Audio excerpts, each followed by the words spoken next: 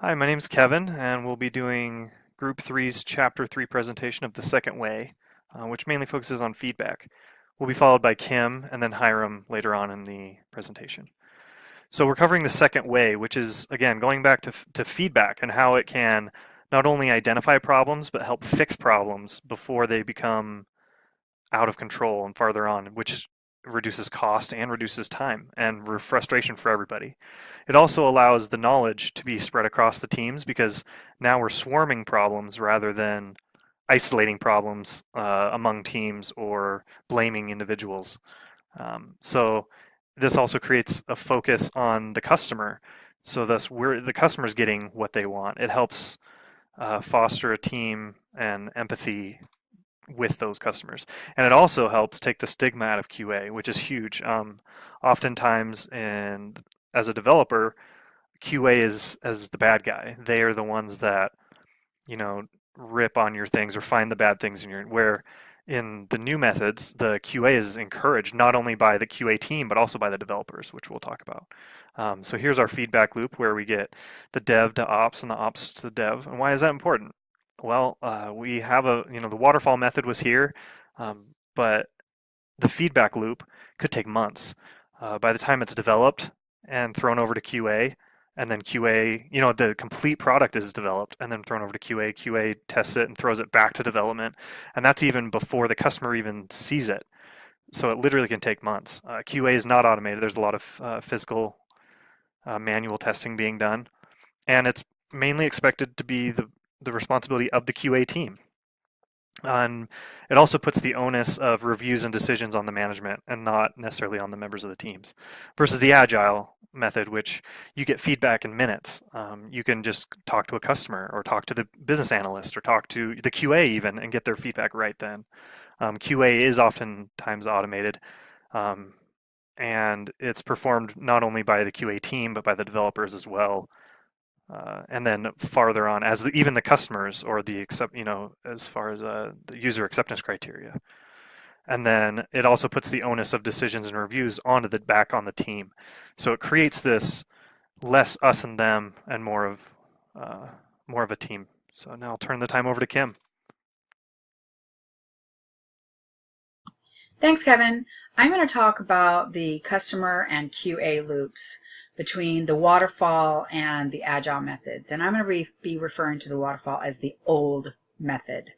In the customer loop, the development team was so far removed from the end user or the customer that there wasn't a whole lot of feedback that the developers were even able to give. They were just given requirements and coded based on those requirements. But in the agile method, the customer really is redefined. Instead of being the end user or the person who's paying for the project, the customer really becomes that next department within the downstream itself.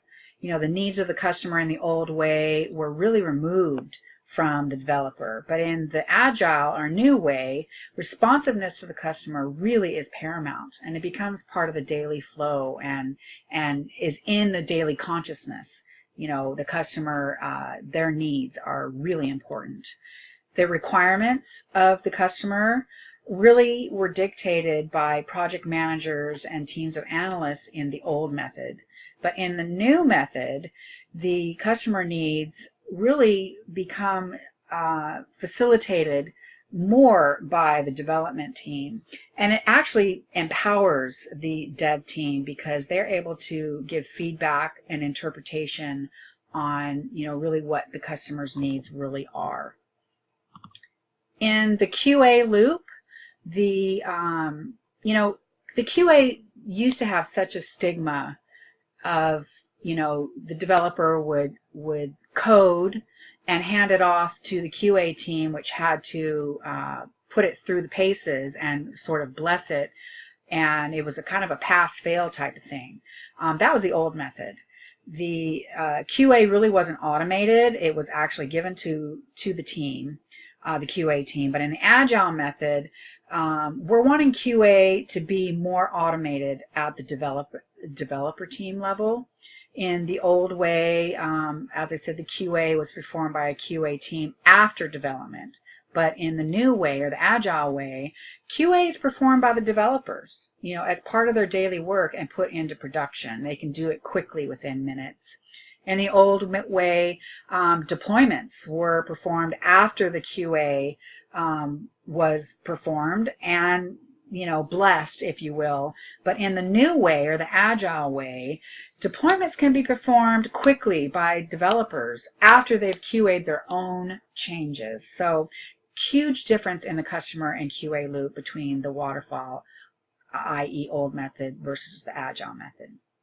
Okay, now I'm going to hand off to Hiram. Thank you. Thanks, Kim.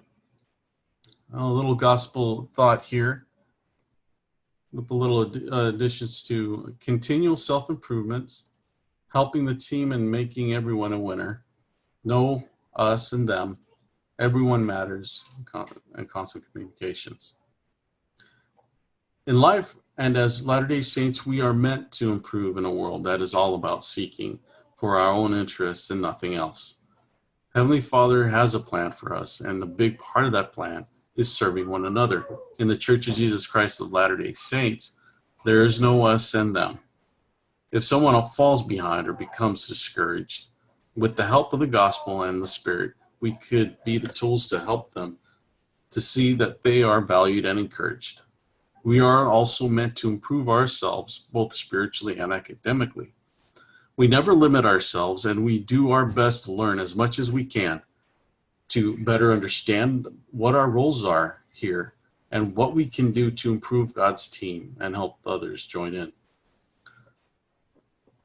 A thought from a little quote from President Thomas S. Monson says, although we are left to find and follow that path which will lead us back to our Father in heaven, he did not send us here without direction and guidance.